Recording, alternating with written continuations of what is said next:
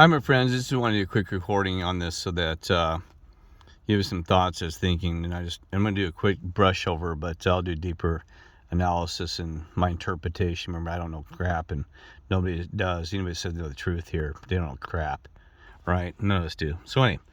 So here's the thing I was going to tell you about is I read one time that there was a theory that every possible scenario throughout time and dimensions or whatever had played out for you, me, and others, the whole world. So there's one world that maybe if Hitler would have won, this and that, somebody else won, or the whole history, every possible scenario was played. Okay, but okay, that's fine. Even I think one of the guys that wrote the Blade Runner, yeah, he wrote that. He said that that he experienced other. He didn't say infinite, but he said he experienced other possible realities. Right? Okay. And I can explain it to you. Raleigh and I think that there's actually 24 major realities and then a 25th one. With the minor differences, they degrade down. That there's not just a duality, right? But I don't want to go in that in this video, because even if that's true, there's two major running themes, but then there's an infinite number of things. So I'm going to go to the infinite one. So you and I make decisions every day, right? And in those decisions, even by the second the street we go down to, or even walking or eating here or there, we meet different people and all these other things, right? And so I talked about this more. It's kind of like the world has NPCs. And it sounds kind of scary. You met to this. You might be the one that's real on this earth. That doesn't mean that I'm not talking to real, but it might be the one that you're interacting with me. Like we're in a multiplayer game, and I'm in one little holodeck and you're another one. So we interact and talk, even though we're not physically next to each other.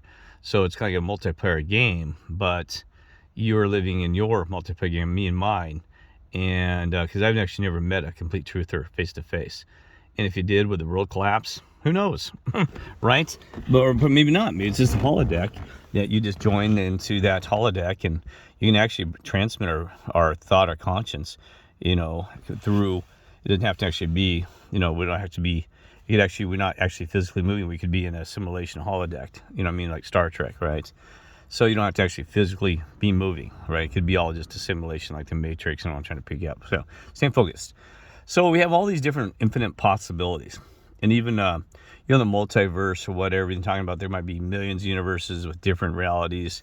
Well, okay, that's true. So what that means is, because I know, at first it freaked me out. I thought, well, God, am I living...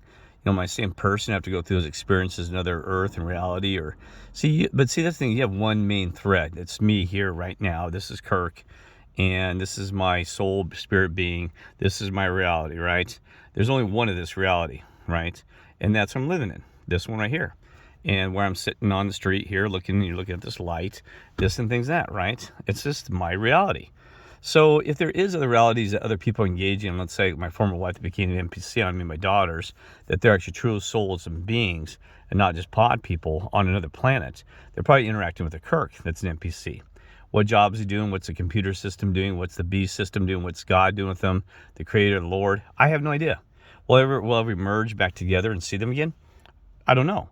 Does time ripple back? Because there is a time where I thought that somewhere in the future, I may have traveled back to some future. Does it actually happen? I don't know. Got a phone call and said, hey, I went through that one, that I might be a time traveler. Maybe not. I don't know. Maybe it was just a ruse, another thing the system played on me. Just trying to puppet me into believing that, right? And sometimes we know what we believe becomes reality. Things in the movies become real in real life. That life mimics art. Okay. Something like this. So that's what I'm trying to say. If we have an infinite number of realities, that we're all just, each individual one of us is working on trying to define who we are and what we're doing here. Like as Maui says, he said, trying to find out your true soul being. Now, that means that we're all just interengaging with a bunch of NPCs our entire life. That even I'm doing an NPC, you may have met me in another reality. It was just an NPC. And now this is the real one you're listening to on the thing. Maybe my viewers, we know some viewers are nothing but NPCs. I've had them attack me and bother me just to take me off. And had friends that I thought were real. They knew every truth that I knew, talked about the Mandela effect. Oh my God, about watching that channel. And I found out they're damn NPC, or they got some evil demon in them. Either way, it doesn't matter. To me, it's, I'm not trying to insult an NPC, because sometimes they're loving, caring, and, you just treat them like normal people, right? As like my children, I swear to God, they're NPCs, but I'm not going to go out and be nasty to them. I'm sure they're gone, my friends.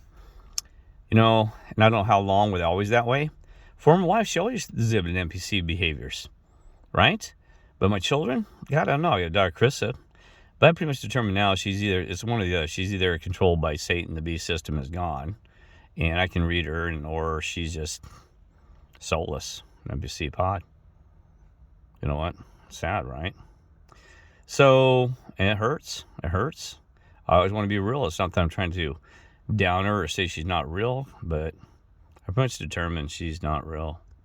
Even my mother, it took me forever to convince her. She's like, my God, her behavior so far. And they said, well, Kirk, she's just, I've done everything everybody says. Pray for her, eject the demons, to get closer to God. God will fulfill his, and none of that's come true. And they said, oh, it's about timing sequence. You just got to be patient. Book of Job lost his family. Well, whatever. It hurts. It stings, folks. It could have been done in other ways. And so in my reality, I did make mistakes, but nothing that deserves this kind of crap.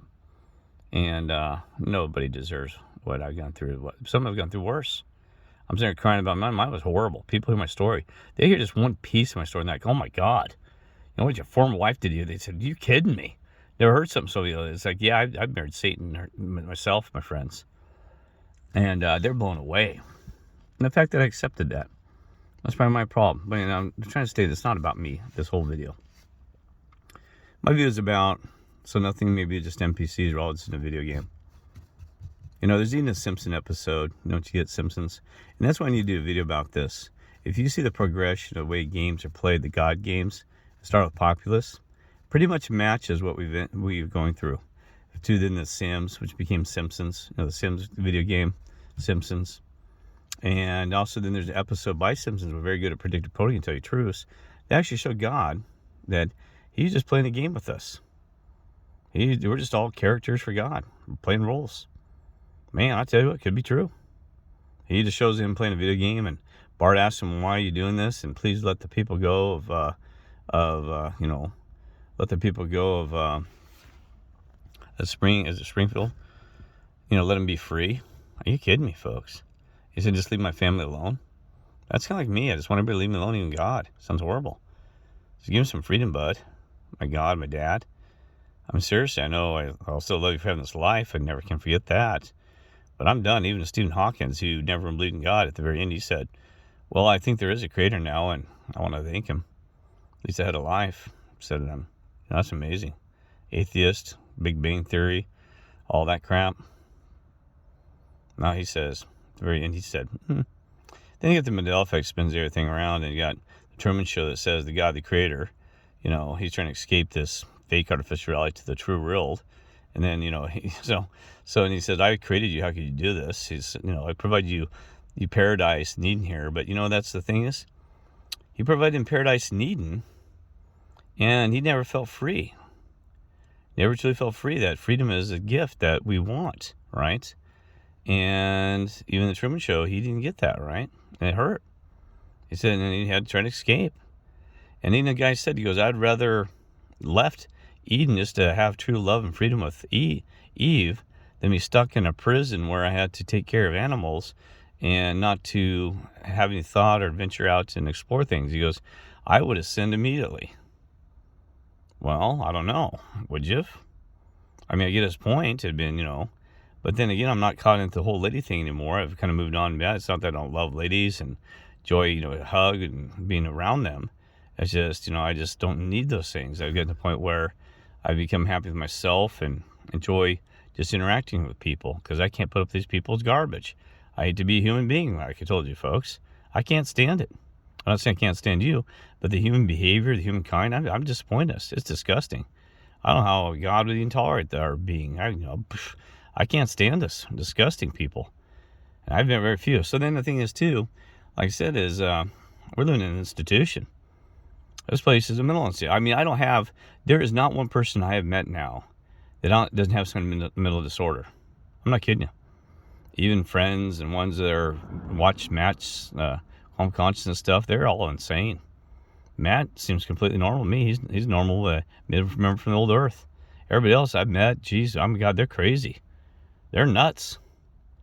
And I just can't believe how crazy. And some were the people already insane. I didn't realize it. What normal behavior was, or normal true soul. But now I'm looking around this world, there is nobody that's sane.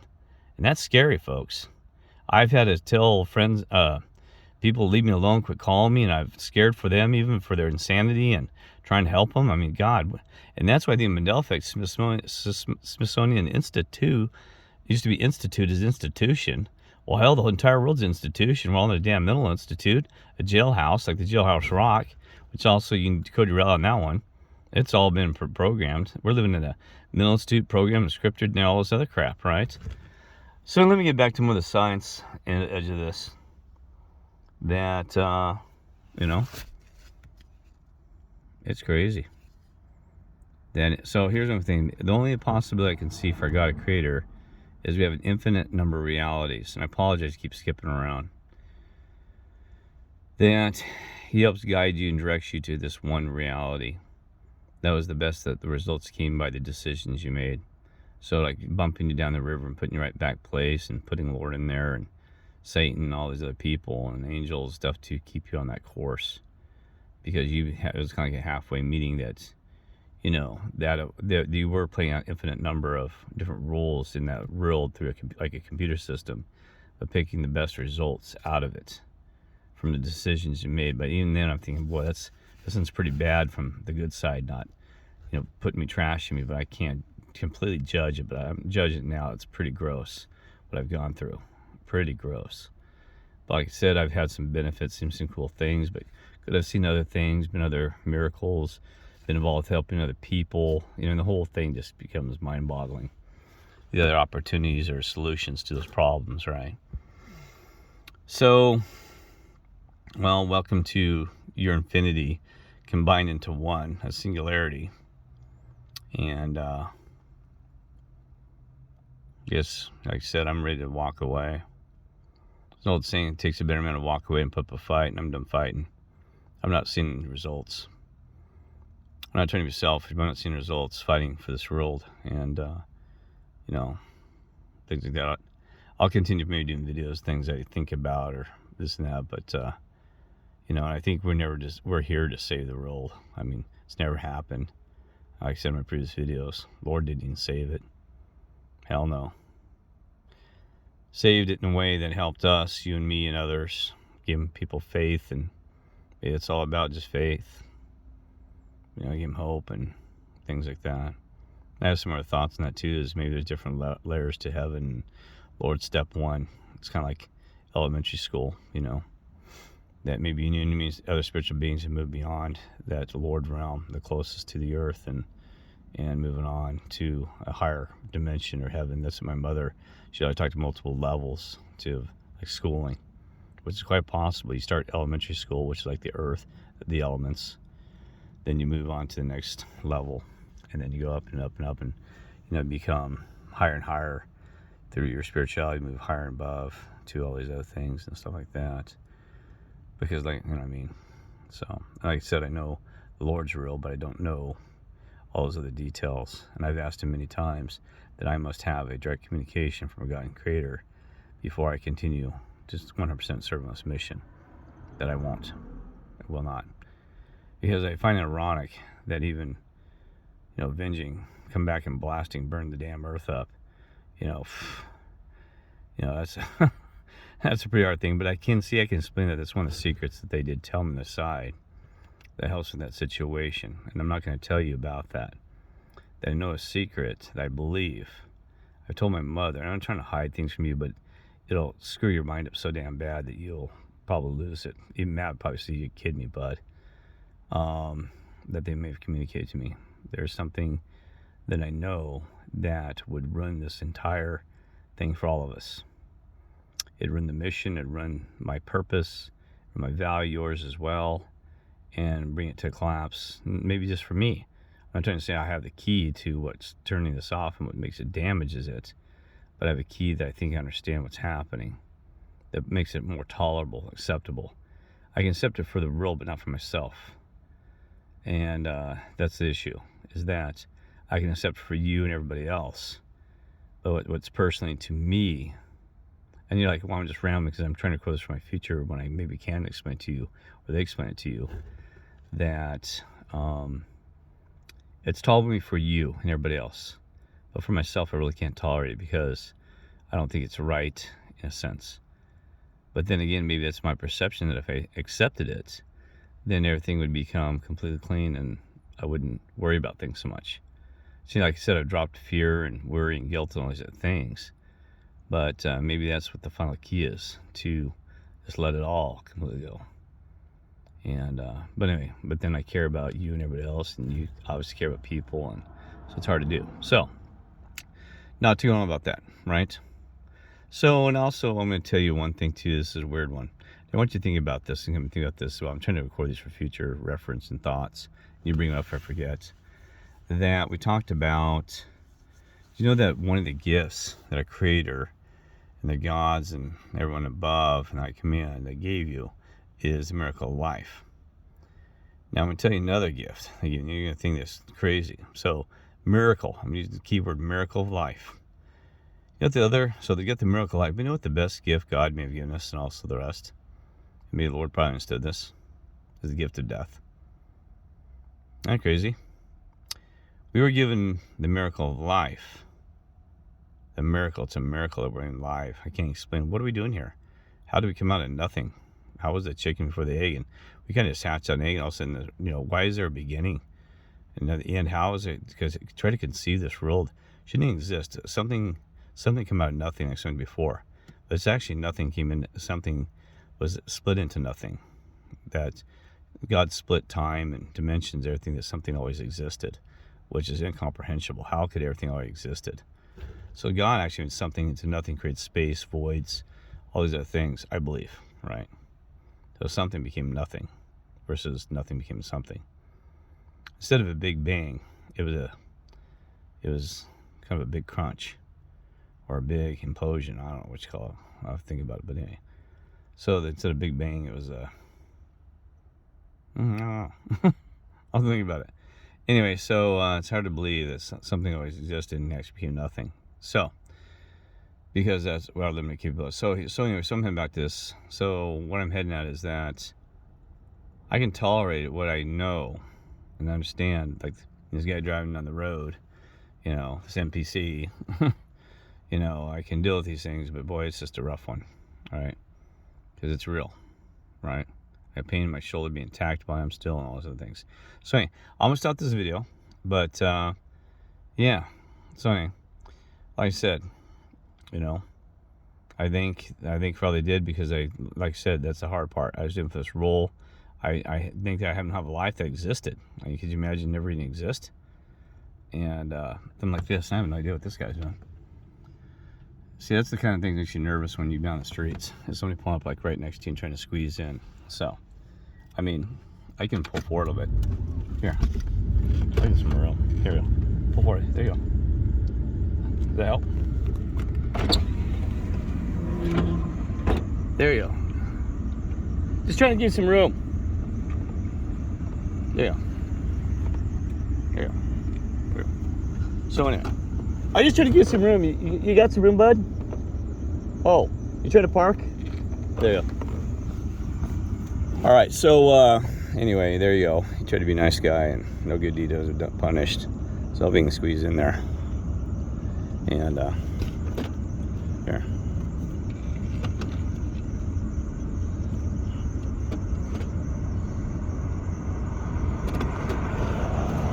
So anyway, so I'll let this go, and time and sequence, everything's real.